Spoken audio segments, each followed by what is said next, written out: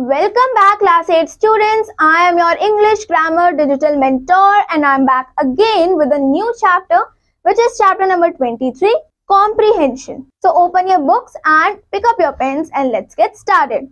Here we have to read the passage carefully and answer the questions that follow. So first we will read the passage together. Carl Benz, a German scientist, invented the modern car in 1888. Emily Roger worked for Benz in France. He had made cars in France. By 1900, many people were making cars in France and in the US. The first company to make only cars was Panhard et Levasseur in France. Panhard started in 1889. The Peugeot car company started in 1891 in France.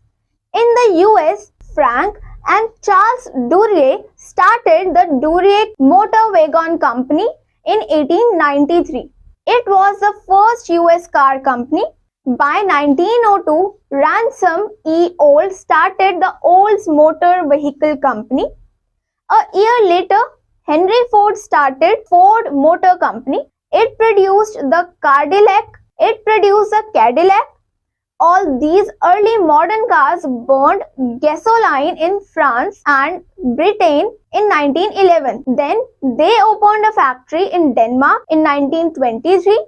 Later, they opened a factory in Germany in 1925. Ford was one of the first manufacturers to use an assembly line. With an assembly line, factory workers could produce cars faster and safer than other production systems. Most modern cars still burn gasoline or diesel fuels. These cars cause air pollution. They make the air dirty. Now, many people are looking for cleaner car fuel options and many car manufacturing companies are looking for cleaner fuel. Now, based on this passage, we have to take the correct option in the following question.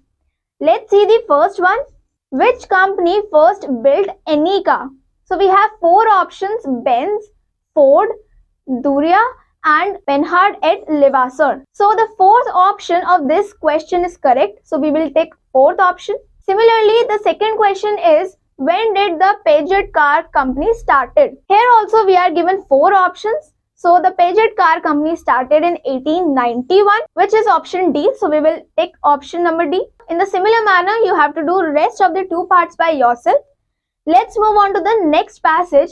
Here also we have to read the following passage carefully and answer the question that follows. If a country is to be corruption free and become a nation of beautiful minds, I strongly feel that there are three key societal members who can make a difference. They are the father, the mother and the teacher.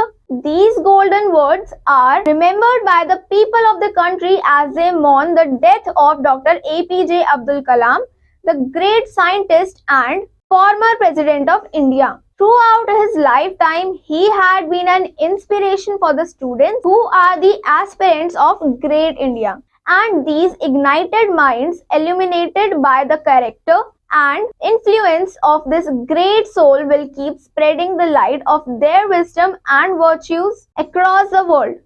Kalam was born in a poor South Indian family in Rameshwaram. His family lived a very frugal life and could hardly make both ends meet. It was difficult for his father to pay even the school fees on time. So, Kalam had a habit of using his resources sparingly. Despite all unfavorable circumstances, he worked very hard and continued with his education and consequently became a highly respected aerospace scientist in the country.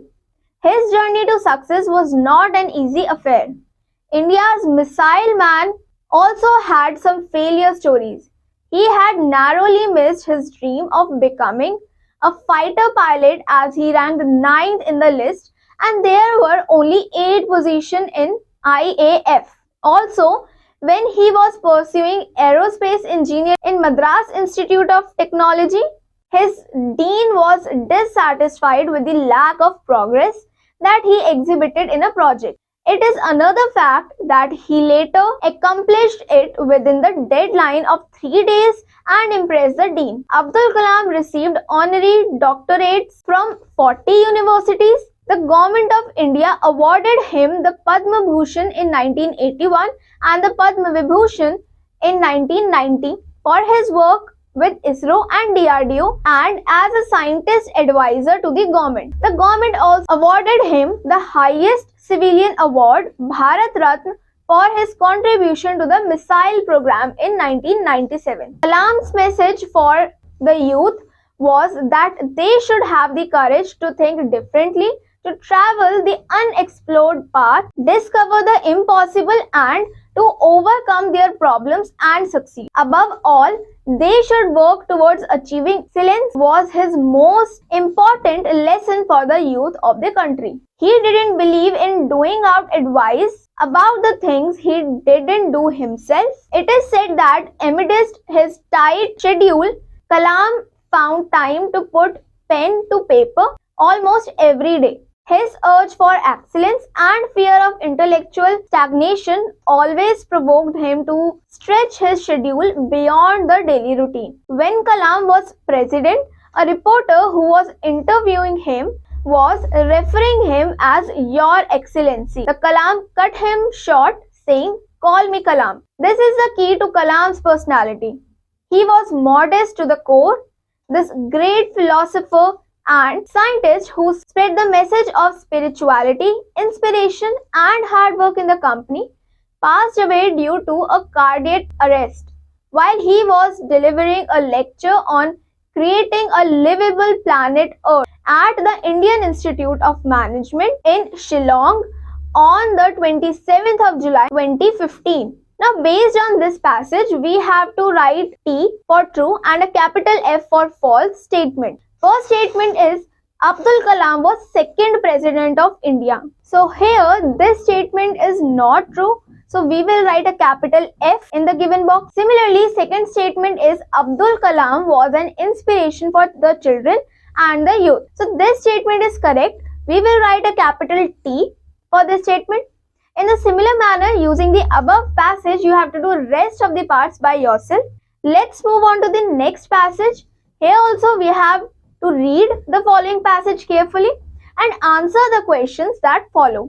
So first we'll read the passage together. The passage is about Rudyard Kipling, the great achiever of the Honorable Nobel Prize for Literature in 1907, was a versatile writer with an articulate style of writing. He was an English short story writer, poet, and a novelist. He was the first English language writer to receive the Nobel Prize for Literature. On one hand, his writings depicted an orate style of writing, whereas on the other hand, his works have also shown careless and colloquial style. Rudyard Kipling was born in Mumbai on 30th December 1865 to John Lockwood Kipling and Alice Kipling. His father, who was a professor and archaeological sculptor, was appointed curator of the Government Museum in Lahore. So, his family had to move to Lahore soon after his birth. At the age of 6, he was sent to England for schooling. He did his further education from the United Service College, Devon. When he returned to India, he was a reporter for the Lahore Civil and Military Gazette and the Allahabad Pioneer. After this, he sailed back to England and also traveled through China, Japan and United States. Kipling was a versatile personality and had many qualities that made him extremely popular. He was more than a writer or journalist. His work includes stories of Indian people, children, and of animals. His articles also talked about the value machines, his belief in progress, and benefits of civilization to the rest of the world. All these things carved for him a niche in the hearts of many readers. He wrote about everything from adventure to supernatural activities to romance and filled everything with a special feeling. Although Many of his writings were very much different from those of the contemporary writers. He won the popularity of readers. He put a new life into the literature of 1890s. After his daughter's death, Kipling collected stories for the children. They were published in 1902.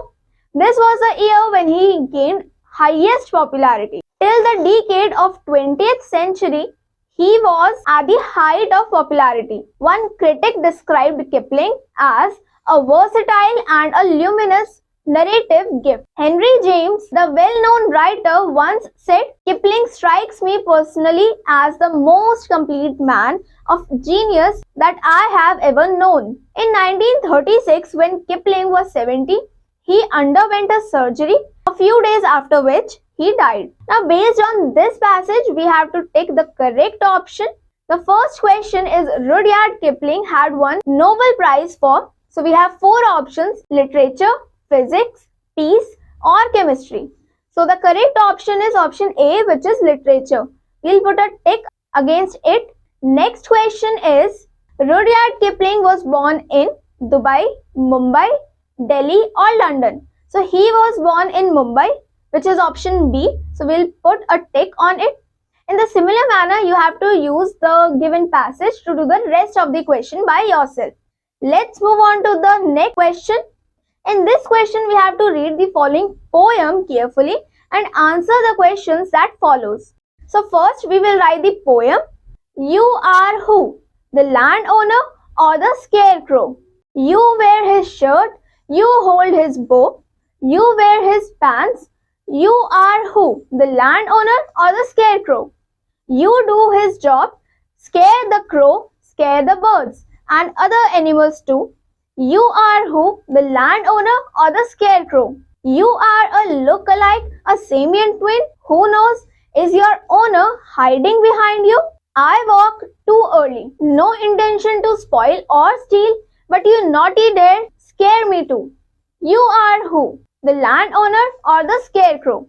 Now, based on this poem, we will take the correct options for the following question. The first question is the scarecrow does not.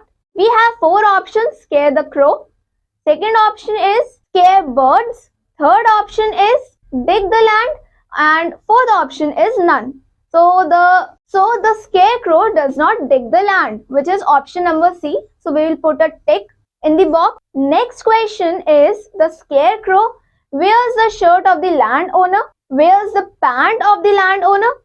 Third option is both A and B, and the fourth option is none. So for this question, both option A and option B are correct. That means option number C, which says both A and B, is the correct option. So we'll put on option number C.